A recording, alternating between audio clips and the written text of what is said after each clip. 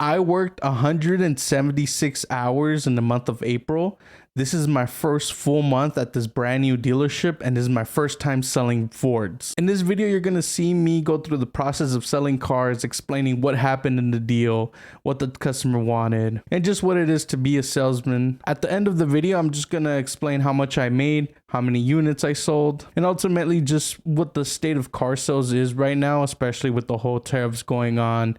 In the beginning of the month, tariffs were a big talking point, and then Ford came out with employee pricing, and employee pricing was a pretty good thing. I mean, a lot of my customers were really satisfied, so you'll see that throughout the video, me talking about employee pricing.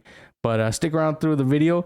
If you did like the video, and if you're in Las Vegas area or near Las Vegas, any cities nearby, and you want to buy a vehicle, there's a link down in the description below. There's a form you can fill out, and I can reach out to you and see if we can work up a deal with you. After a horrible week in car sales, I just finished selling this 2023 Toyota Sienna. We're gonna go ahead and gas it up and get it ready for the customers. Honestly, it doesn't really need much gas. It's pretty much on full, but I just want to make sure that the customers have a full tank.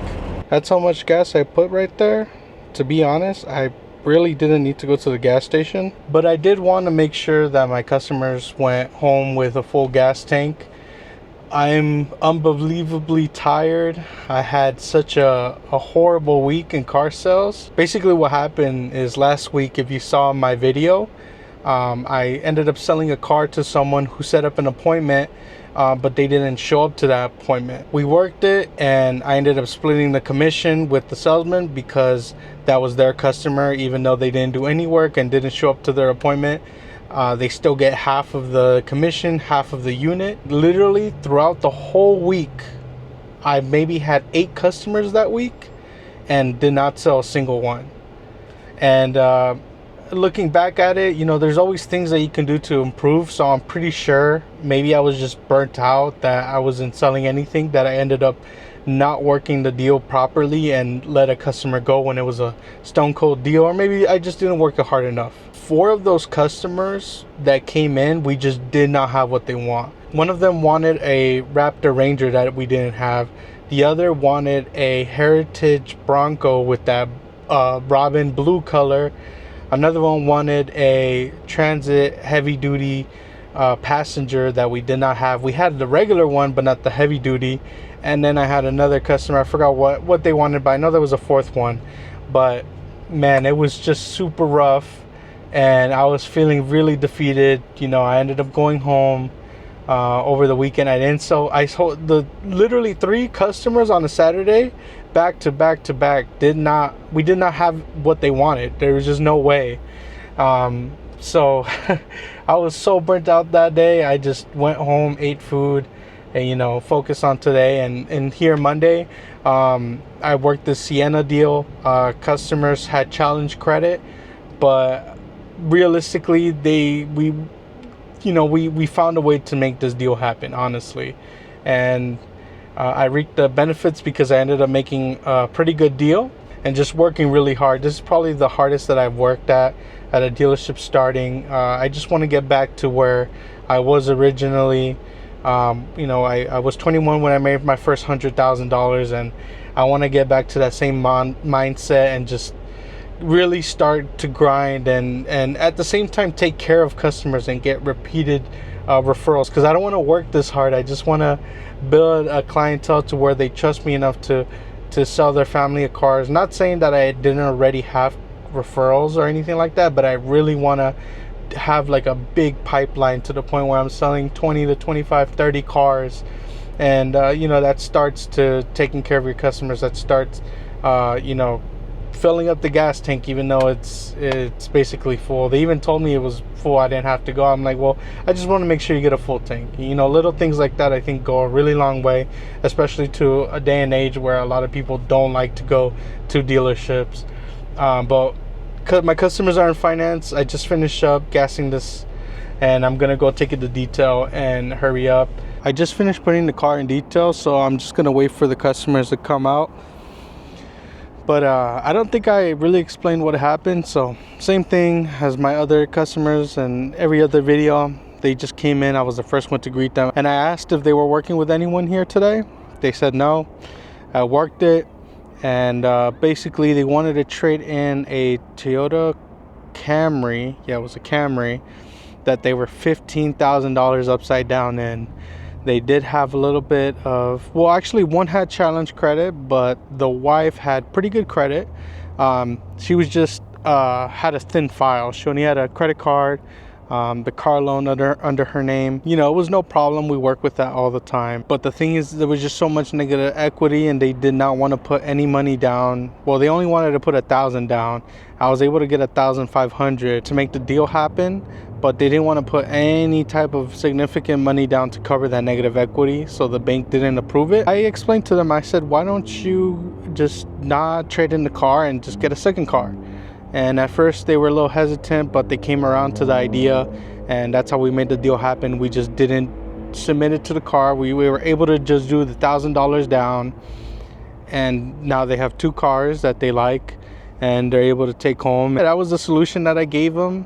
You know, when doing car sales, some people might think that car salesmen are pushy. I try not to be very pushy. There is times where I think it calls for it, but you know, not like a strong arm, like, no, you have to buy this car.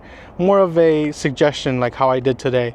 I feel like any other salesman would have just let them walk, whereas I, you know, gave them a solution. I was like, hey, you don't want to put money down. You want to trade in the car that has $15,000 negative equity. It just doesn't make sense.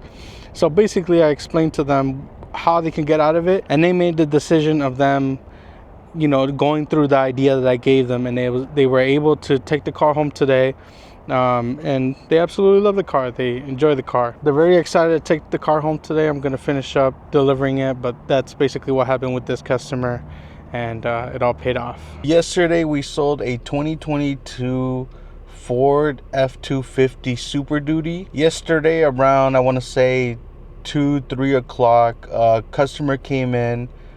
He served in the Air Force, and his son is also in military, and he was very interested in buying the F-250. It's a Lariat. We have it marked down considerably low. It's a car that we've had in our inventory for a while, and he was waiting, I guess, to see what kind of assignment his son was gonna get.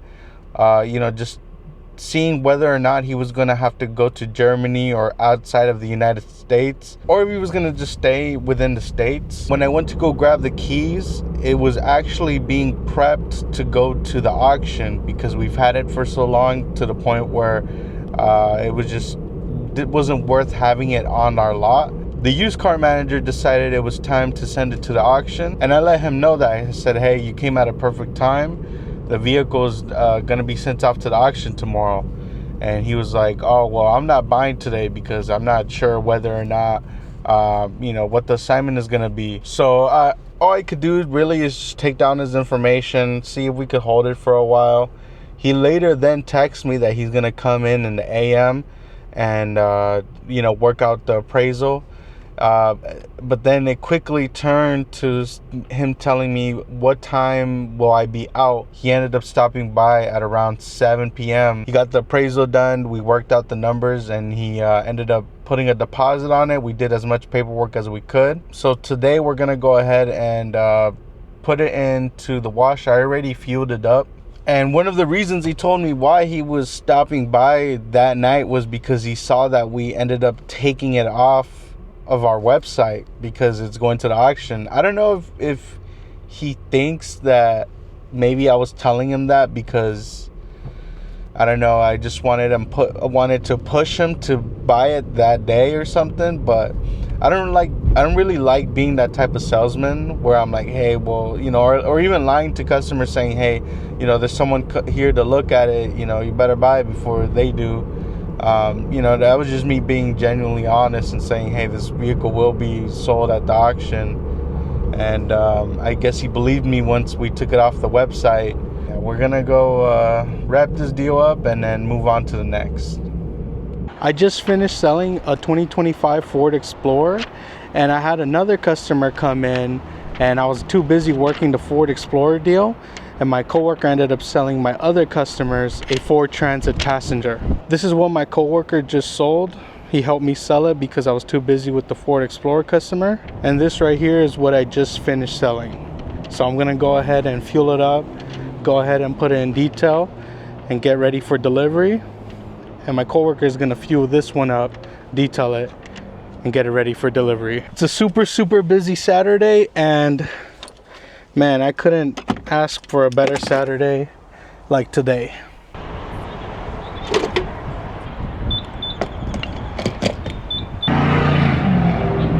This is the last Saturday of the month. After this, there's only 3 working days. I'm not gonna lie, the first half of this week went super quick. There was lots of deals going down, and then yesterday on Friday it was super slow. Like, I'm talking ghost town. Fortunately, it's been pretty busy today. I got this fresh up, showed them the car. They said that they were gonna go and take a look at an Audi.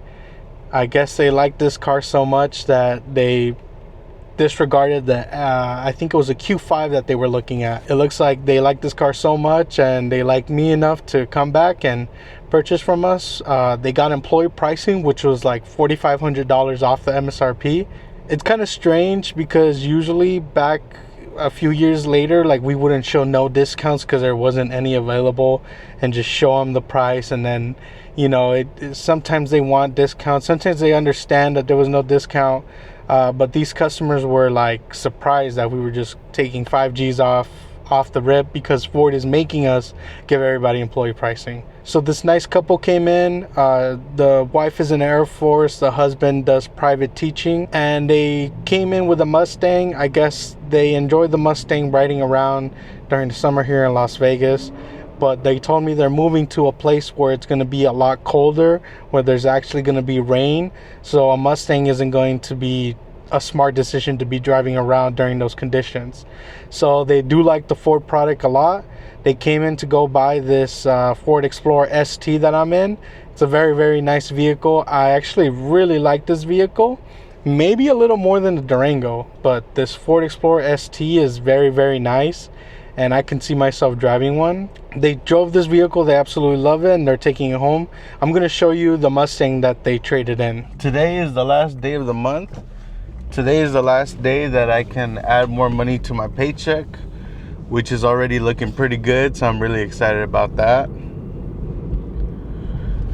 And if you're wondering if the last day of the month is the best time for you to get a deal, that is 100% correct. The reason being is because there's always certain quotas that a dealership has to hit. There's certain quotas that managers want to hit. So it's not just the dealerships, it's also the managers. They also get like a bonus when they hit a certain amount of units, a certain amount of profit. So it just entices everybody. Usually towards the last day of the month, there's also salesmen that are like half a unit away from getting to their next bonus. So everybody on the last day of the month is super eager to sell a car. I know I am, because I need 1.5 units. And if you're wondering how do you have half a unit, that just means that a salesman helped you with the deal. Maybe you were busy with a customer and an appointment came in early and you weren't able to help them, so you had one of your coworkers help them. Because that was your appointment, you get half of that deal, so that's how you get half a unit. So I'm 1.5 units away from getting my first bonus, and we'll see if we'll hit that today. Yeah, I blanked the last day of the month. There was no deal to be made. I had a dark horse customer. He had a deal in Lake Havasu. Theirs is about like 10 grand less expensive than ours, and he was just like going back and forth. He told me he was trying to buy a Supra, backed out of that. Now he's trying to buy a dark horse in Lake Havasu. I don't know, I guess he liked ours better, try to work a deal out with us, and now he's trying to make us, like, him and us compete against the dealership. And it's like, we just gave him, hey, we gave you our best price. If you want to buy it, perfect, buy with us. If you don't, you could buy it Lake Havasu. And then my other customer, I guess they really wanted the 0%, because it was either getting 0% or going with a used car.